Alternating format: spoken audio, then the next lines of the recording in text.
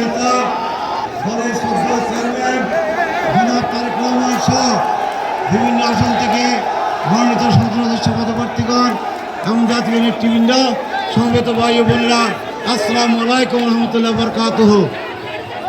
আমরা নির্বাচনে যত তারিখ এগিয়ে আসছে, যত দিন যাচ্ছে, ততই বাংলাদেশের মানুষ আমাদেরকে একটা সিগন্যাল দিচ্ছে, একটা বার্তা দিচ্ছে যে মানুষ তারেক আপনাদের দায়িত্ব হবে মানুষ যেন শান্তিপূর্ণভাবে ভোট দিতে পারে, আমরা যেন সেই পরিবেশটা ভোট কাজে রক্ষা করতে পারি।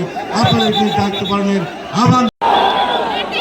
আপনারা দেখেছেন সারা দেশের মানুষ 15 বছর মানুষের কথা বলার অধিকারকে দাবিয়ে রাখার, ভোটের অধিকারকে দাবিয়ে রাখা হয়েছিল।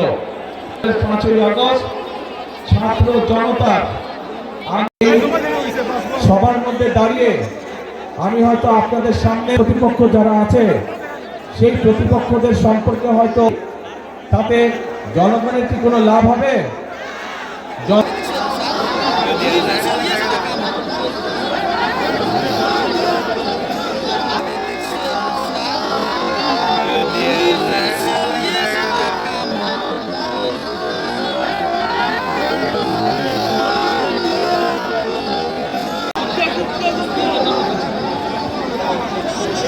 প্রিয় ভাই বোনেরা,